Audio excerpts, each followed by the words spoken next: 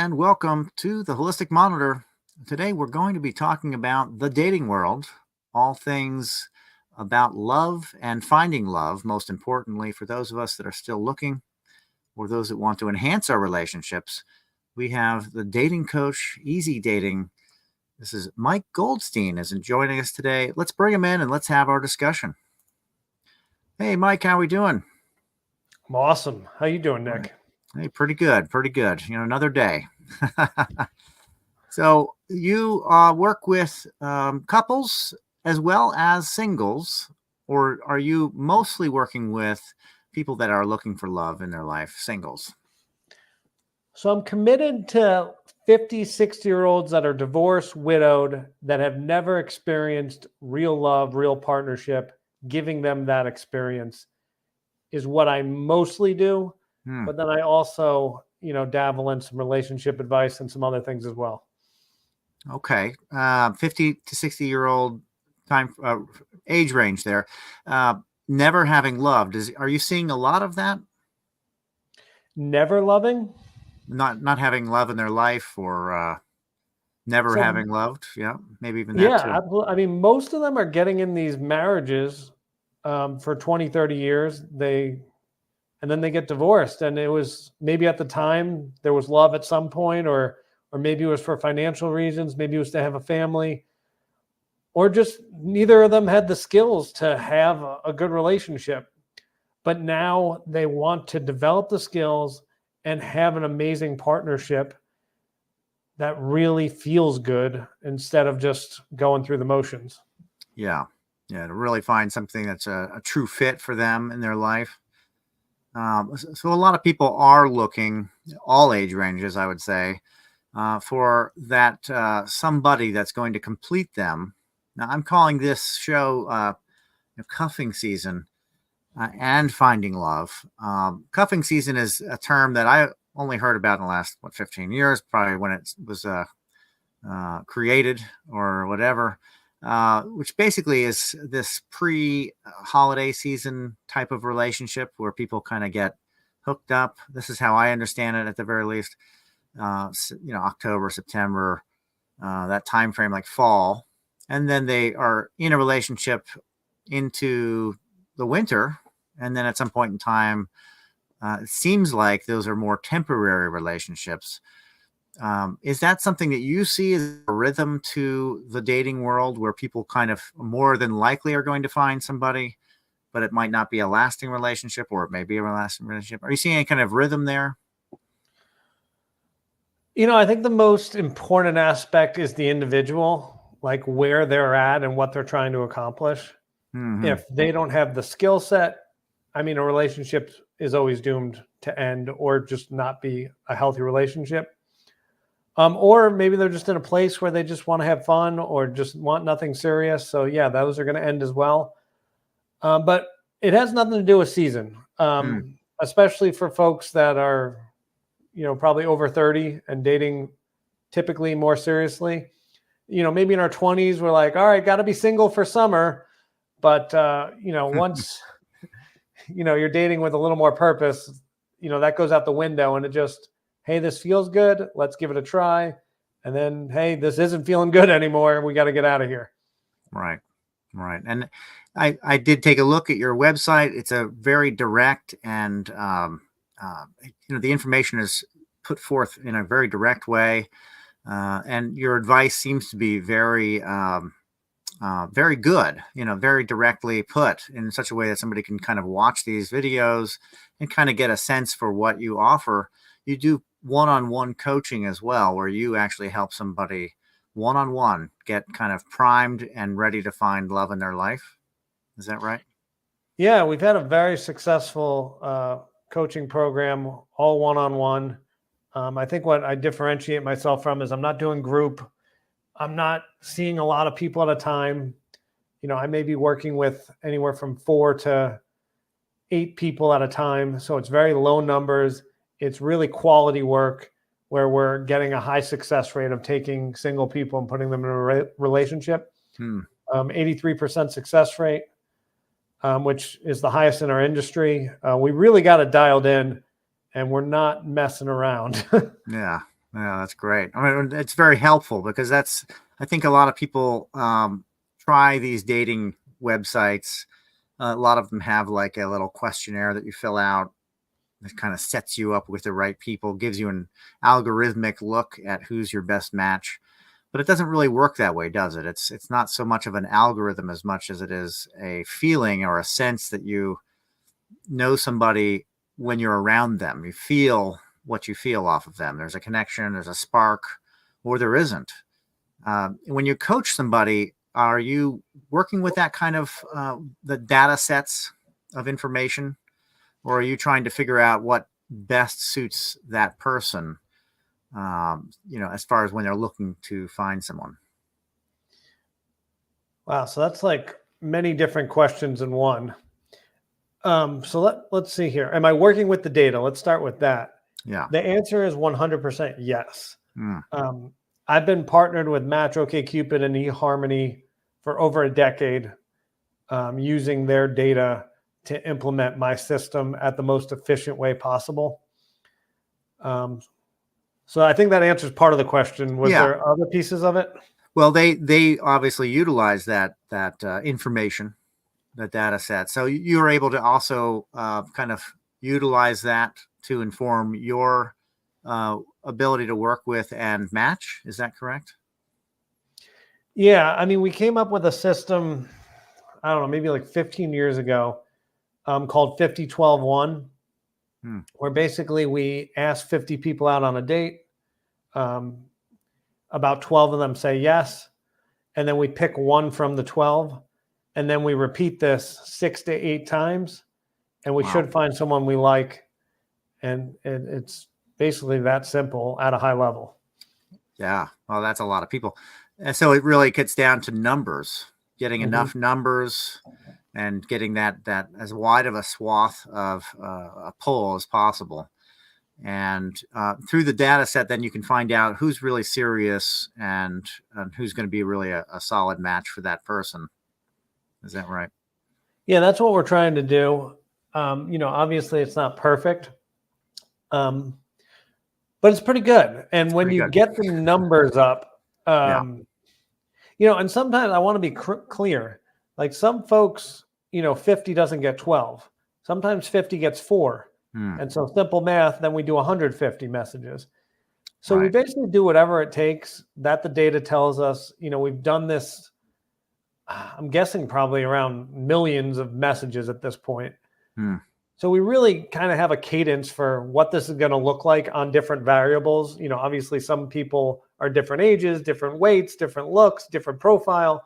But once we have the numbers, we kind of know at the top of the funnel how many we need to send to get the result to ultimately get us our partner at the bottom of the funnel.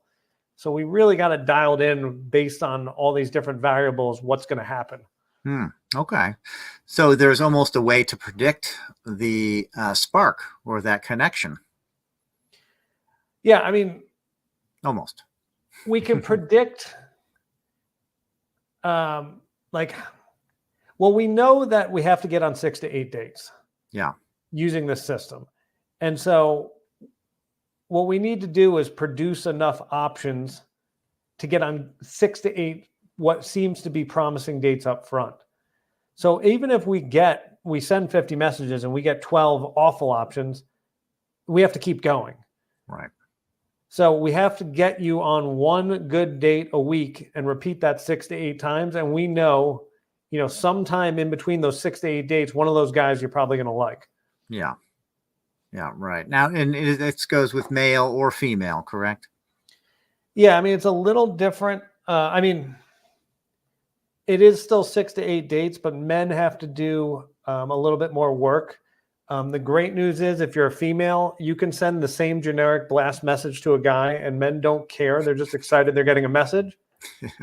Versus women, especially desirable women, are getting a lot of messages. So you can't get away with a generic message. Right. You have to write a well-crafted message that reads their profile and talks about their profile and gets them, interested based on the fact that you're clearly interested in them, not for their looks, but interested in who they are. Yeah. It's more of a mental connection that needs to be made there. Mm-hmm. Yeah. You got it, Nick. And you're doing this all over the world. Is that right? Yeah. Anyone that will speak English to me, we're happy to help. Okay. Yeah. And your outreach, you are able to be found on, I saw TikTok. Is that right? And other social media platforms as well. Yeah. My big ones are YouTube and TikTok that I'm going after, and I'm on other things, but I focus on YouTube and TikTok. Yeah. TikTok's a great platform to get messages out. You got a good following there as well. Do you find that there are consistent pitfalls for people that are looking in that age group? Let's say they have an experience of life and in relationships, they've probably maybe loved more than once or have had more than one, marriage. Are there certain pitfalls that seem to be consistent within that group that they're kind of running into that you're noticing?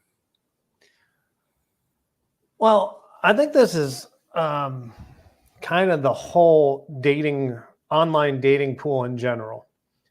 Doesn't matter of age, because I've worked with 20-year-olds all the way up to 80-year-olds of both sexes, of everything, anything you can imagine. I've worked with. Yeah. What we're doing is we just put up basically crappy pictures. We take our iPhone, we have a selfie where there's a mirror. I don't know. It's not a good picture. Yeah. Or we're with our friends. Right. People don't, and then they go, online dating sucks. And I go to them, I'm like, you're absolutely right. I've tried it too. I was too lazy to take professional shots myself. I'm like, yeah, it wasn't fun. But what we don't understand is when we take professional photos and we take time to really write a well-crafted profile, you literally 10x your results. Yeah. You will get more messages. You will get higher quality people. And online dating is still going to suck because people are going to disappear on you and not treat you well because they're not with you to, feel you and treat you properly. But we can 10x our results and make it better. And all of a sudden we can meet our person quite quickly when we're doing all the things right. And so probably 70%, 97% of the people out there are not taking professional photos, not taking the time to write a really good profile. And think about like when you write a resume, you go to your friend, you go to your boss, you go to everybody, and you're like, redo this. That's what we should be doing with our dating profile. It's our resume for one of the most important things we do, which is fall in love. Yeah. So like, why are we not putting in the effort? It's because we think we're entitled to love. And I think you're entitled to love too. But unfortunately, even though you're entitled to it, you got to put in work if you want to get a really high quality partner. Yeah. And looking for your person, that is a very important resume, I would say. A representation of yourself and honesty. And one that I think in the dating world, there's this anonymity that is a part of it, that there is a bit of an anonymous behavior that is there because both sides don't really know who that person is or if they're telling the truth or they're real. I've heard many of experiences of people getting, catfished on the sites because, the representation was different when they got to the person, or if they didn't at all, but they found out later somehow that this person was, misrepresenting themselves. They were fake or whatever it might be. So the internet definitely provides a lot of issues, I would say, than just being out in the world and meeting somebody kind of organically. But I guess we're not out in the world as much anymore as we are on Facebook or on the internet. Yeah, I mean, but there's also advantages. like, yes, we'd love to meet someone in person. But, and when we're online and we send 50 messages, 100, 150, it'd be very difficult to get your like dating profile, your dating resume, if you will, in front of 150 people. And the good news is, especially in the like over 50, over 60 segment, when you're competing with Sally over there, the 65-year-old down the block, Sally doesn't know that she should send 50, 100, 150 messages. Every woman I talk to, of all ages, really, they're like, yeah, I send messages. I'm like, cool, how many? She's like, I sent 2, 3, 5. That's not the metrics I'm looking for. Right. We can outcompete everyone else because they're not going to send messages, especially as a female. Like men, we get it. You're going to send a lot of messages. But women, you've got a competitive advantage here because you're doing something not everyone else is going to do. Yeah. Really work the numbers, basically, because it is a numbers game when it comes down to promoting yourself, looking for that person, and getting the message out, so to speak, that you're available, you're looking, and this is what you're looking for. Yeah, it definitely becomes a numbers game. There's one of those sites, I think it's Bumble, if I remember correctly. It allows the woman is allowed to choose who they accept a message from. Is that how that works? Do they kind of have more control over what happens and who's able to access them? I think they just changed it because that company is not doing very well. They used to do well. So you would match, and then the women had to send the first message. So if a woman didn't send the first message, he would never get to contact her. Right. However, sorry to interrupt. That site has not been doing well. It's losing user base. All the numbers are going down. So now they've opened it up so that the men can message first. But yeah, that site is not producing great results. So they're struggling a little bit.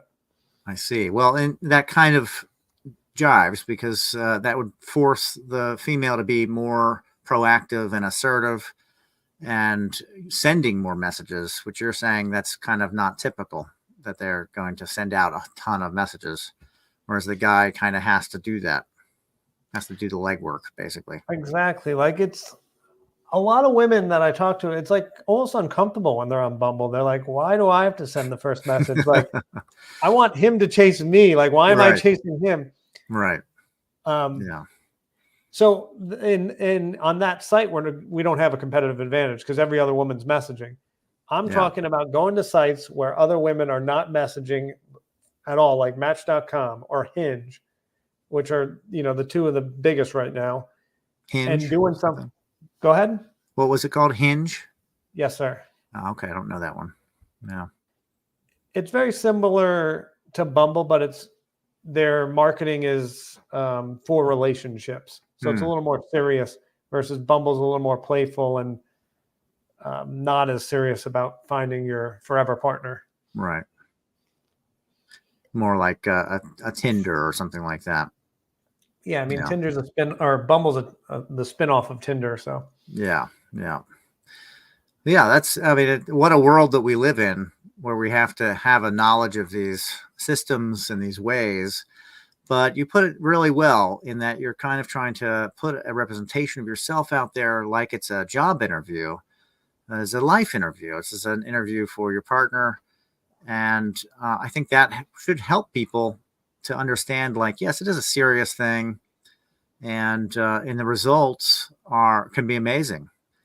So you have a success rate in the 80s, 80%. That's very good. 85, is it? 83, yeah. 83, getting to 85, really close, right? Hard to move the needle at this point. Yeah, right. That's phenomenal, though. That's pretty amazing. I used to watch those group dating shows. There's the Bachelor, which is a very interesting way to look at the dating pool. Have people vying over one person in a reality show type of format. That seems like it would be very difficult to make that work, to find the right person because of the stressors of the production. Are you finding that the one-on-one, the way that you do it, is more beneficial for people than the group date kind of thing, where you have a pool of people that are trying to connect with one person? I mean, if you're the Bachelor and you've got 20 women vying for you, that's phenomenal. Like, great. Right. But if you're one of the 20 women, I mean, it just is unlikely. Like, even if you make it to the late rounds, like in theory, this show is about finding your forever partner or someone who really makes sense. Mm-hmm. And that's freaking hard because we're only looking for one person. So when we're looking for one person, we have to be extremely discerning, extremely picky, and it should feel really, really right. Yeah. And so it's highly unlikely that you're going to be the person. So no, I don't love the metrics on that. Yeah, I watched it and I thought, how does this even work? Because the whole scenario of what dating is completely askew. They're dating multiple people all at once, and then there's lots of closeness throughout. Just seems very off to me as to how that could work. I'm sure it works, but I'm sure the percentage isn't 83%. Well, I mean, let's just, first of all, it's nowhere close to 83%. Yeah. And The Bachelor and Bachelor in Paradise has produced couples. We know that. But their purpose is not my purpose. My purpose is to get people to fall in love. Their purpose is to get a lot of people to watch their show. Mm-hmm. So it's entertainment. Right. Yeah.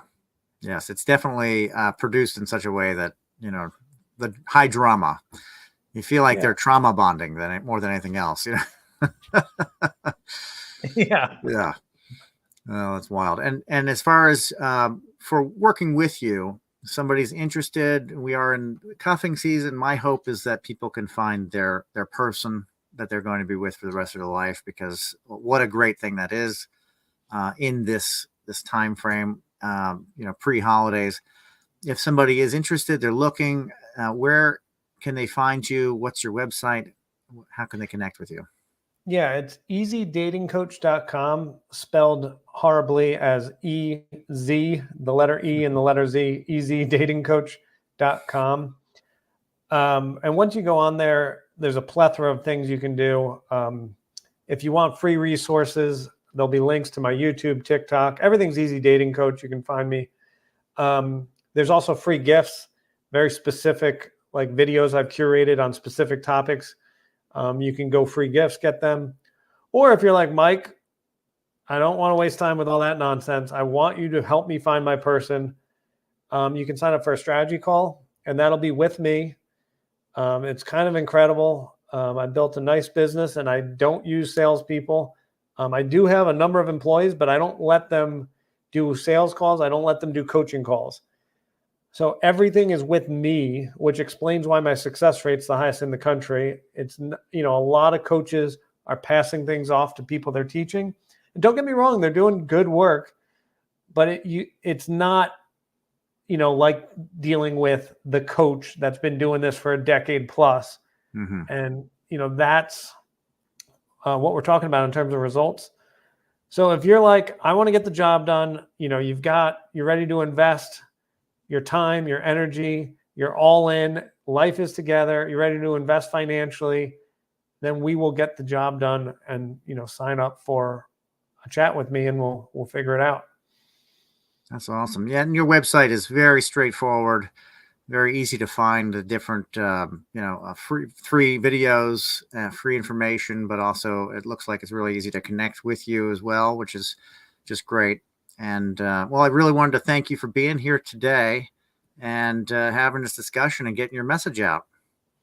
No, thank you, Nick. And if any folks get on the website, it's very ugly, and I apologize. It's not meant to look good. It's straightforward. Get the job done. Yeah. I mean, it's no frills. It's just where to look, and I kind of like that. It's very simple, and it's not a whole bunch of where are you, a lot of scrolling. There's none of that. You just kind of, there we go. It's very easy Easy. Yeah, it's like There you if I go. was a 5-year-old and didn't know how to like color in the lines, and I'm like, here we go. Here's the information.